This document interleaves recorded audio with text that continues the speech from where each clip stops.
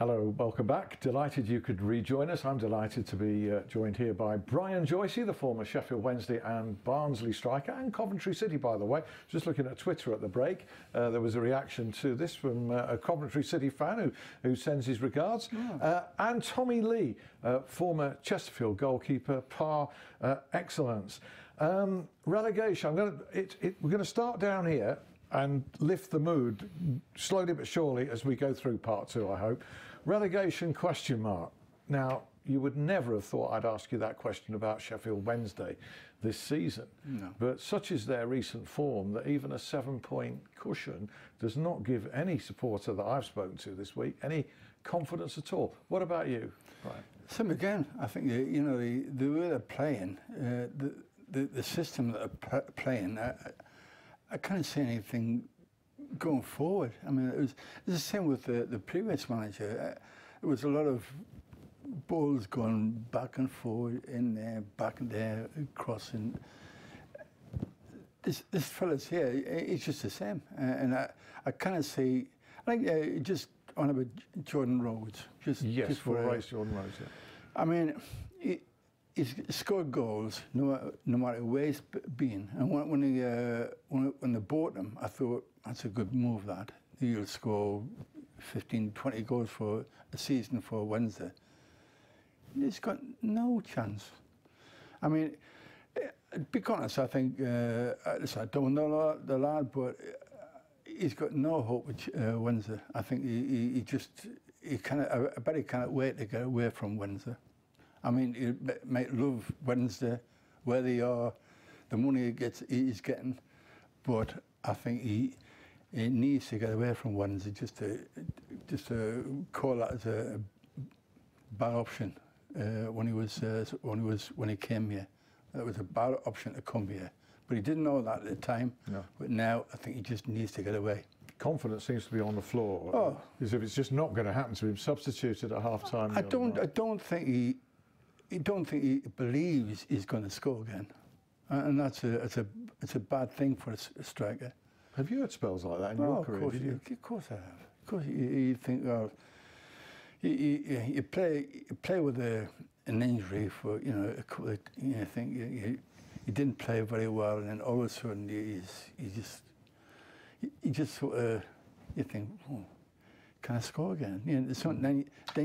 Then you started trying too much. Did he not need to go on loan during it didn't happen for whatever reason, and he's being paid a heck of a lot of money, which is probably one of the reasons why it didn't happen. Club's picking up that tab. Yeah. But he does. I think it's, listen, the money that they get now, dear me, if I told you what I was on when I came to Wednesday, I'd be interested. 60 quid. £60 a week? Yes. And that was in 1971? Yes. I started on 60. At Man United, 60, 70, first 2 years. What year was that?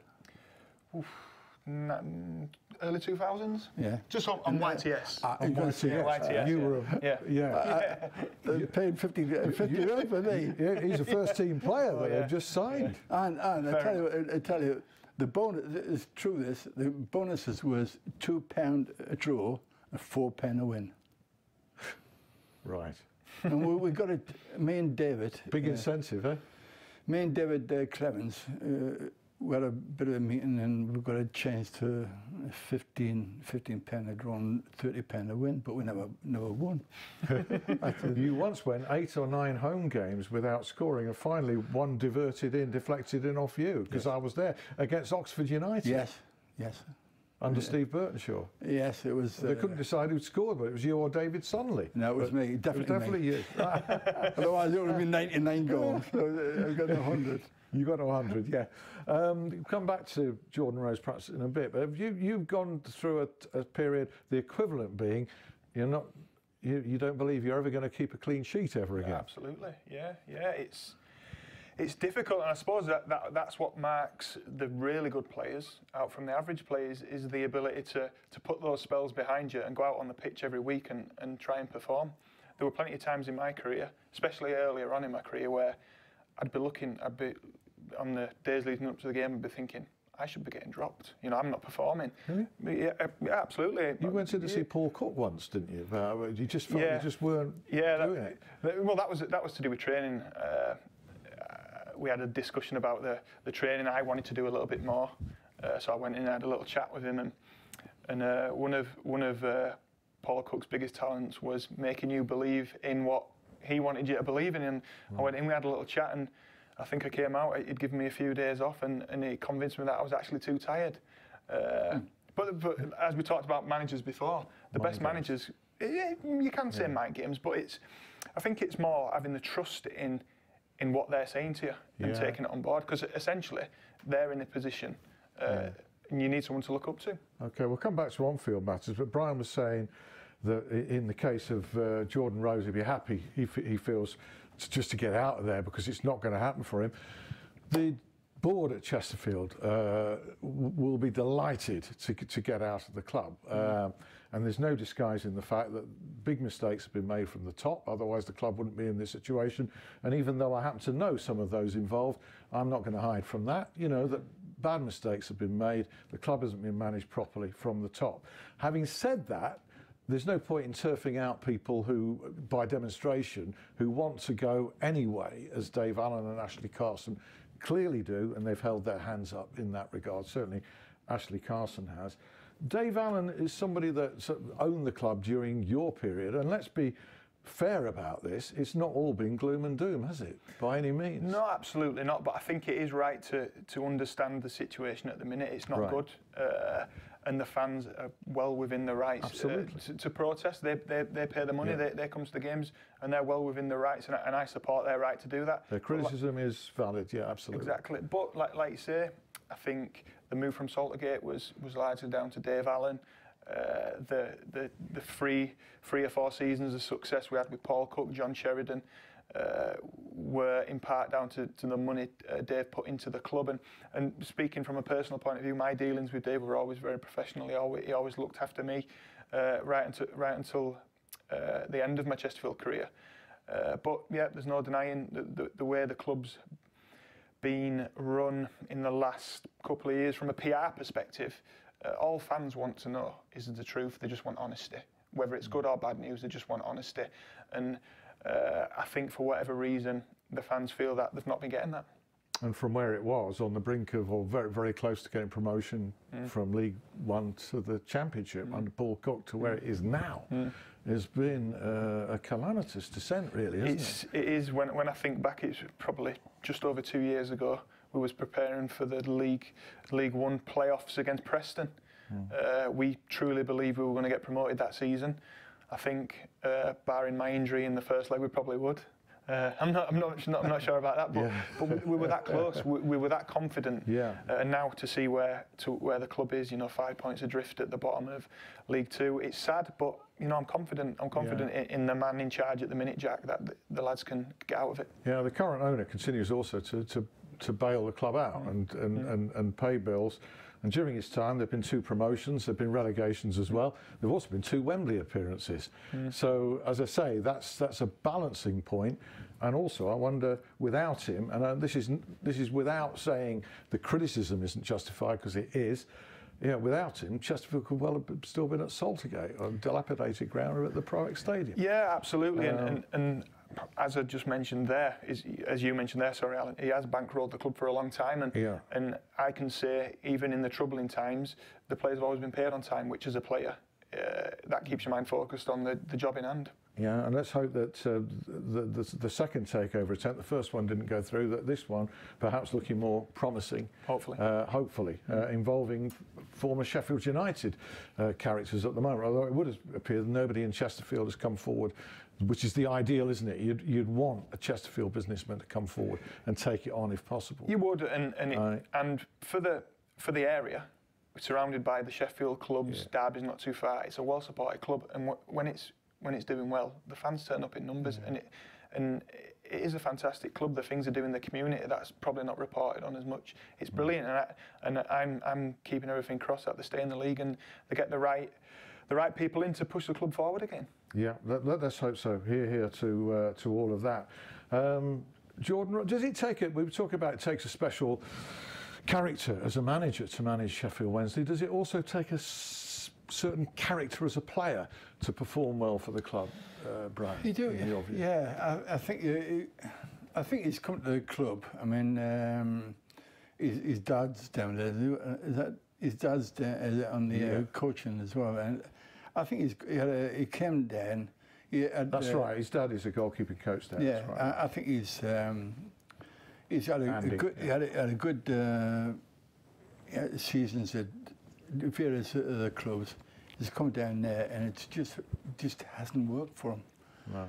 I think honestly, sometimes they buy him just to take him out of a reach of other clubs that are interested in him. Just they're looking for a promotion place, so that when they bought them, sometimes that happens, and I think just having such a bad time at Wednesday, I feel sorry for the lad. I really do. I mean, he's...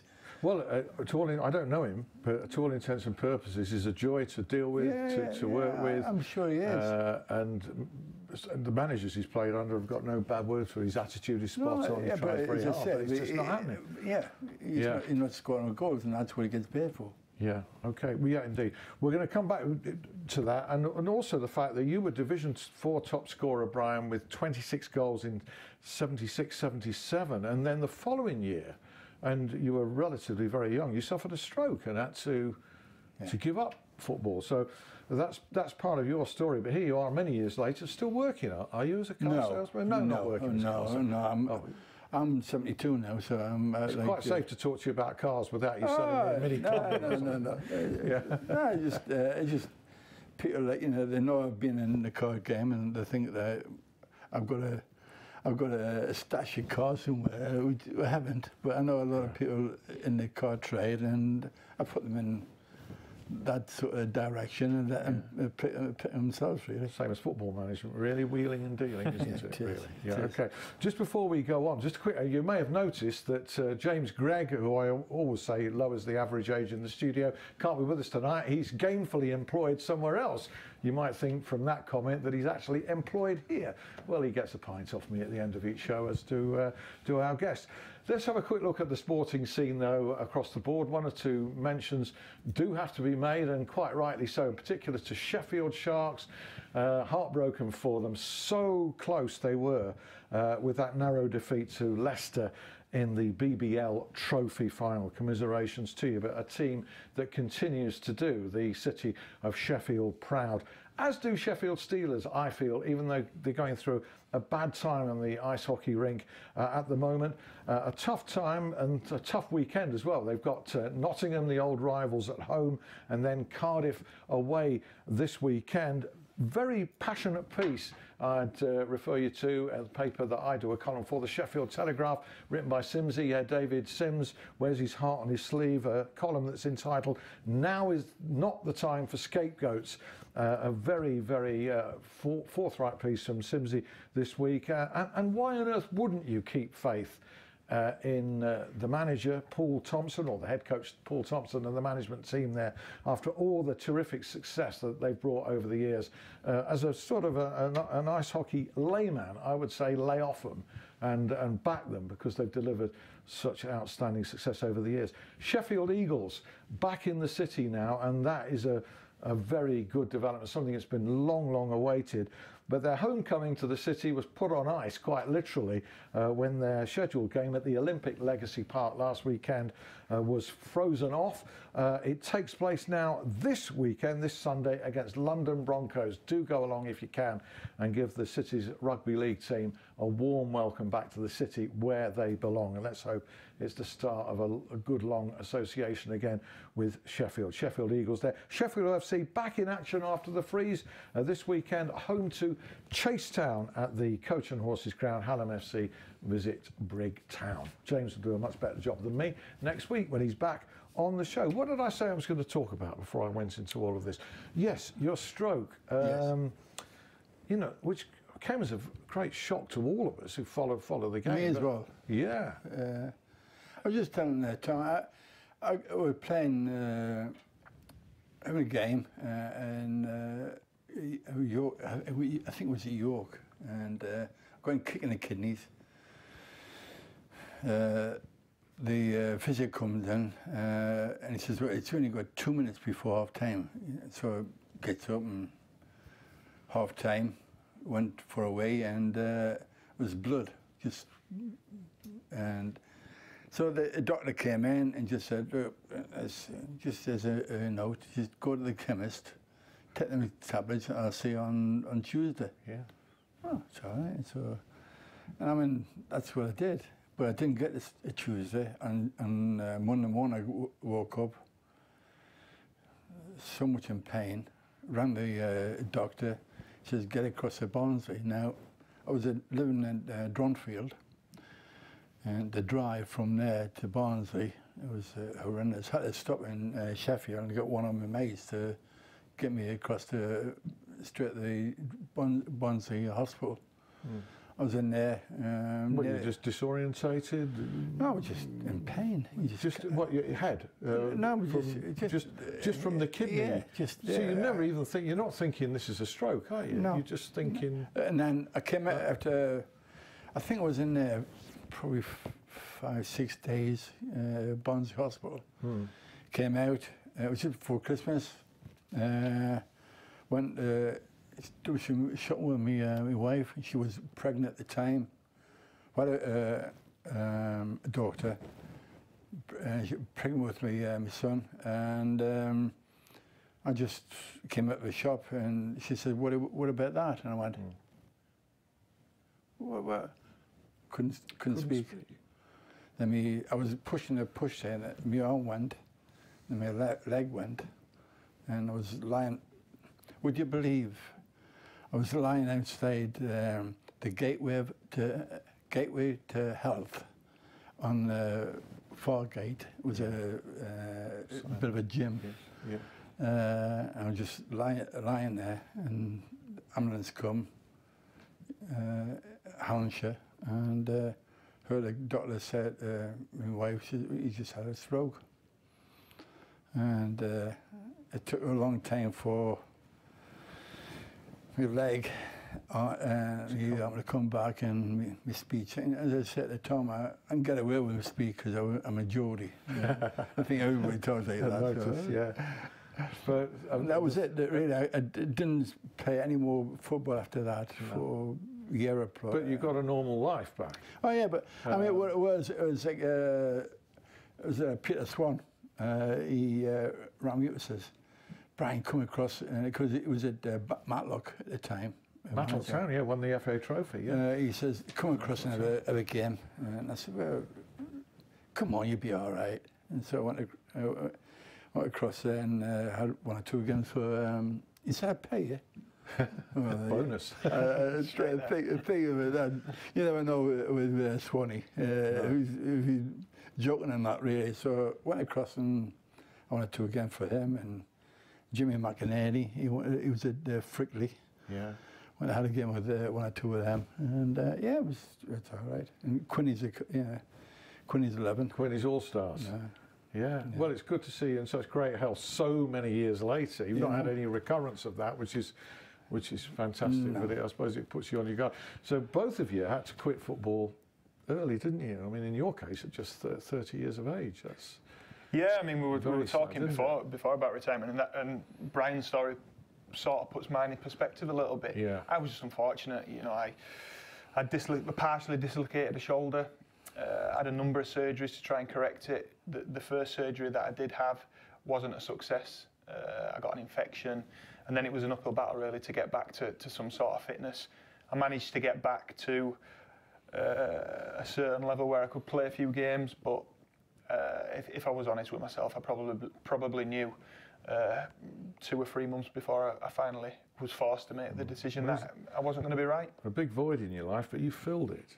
It was so active. Yeah, I'm trying to. It's difficult. Brian will probably say the same. When you play football, it encapsulates your life. It dictates who you socialise with, where you socialise, what you eat, what time you get up, what time you go to bed.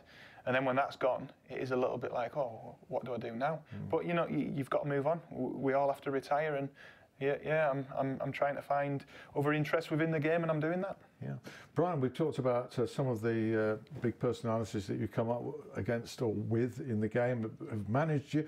There's one that I've missed out that I must mention. That was Alan Clark. I think Jim Eiley was the manager of Barnsley when you first went there, but fairly quickly after that, Alan Clark came in and had a terrific impact. Didn't he? He's a good lad. I like Alan a lot, really. I mean, he came in, then again, was a striker, believed in you. It's like, you know, you can see, I don't know what he was looking for, but he saw something in me. So, yeah, he did well. And I tell you, I must say, Alan Clark was absolutely fantastic when I had my stroke.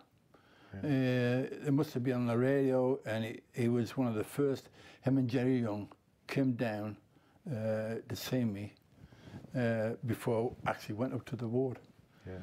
And he was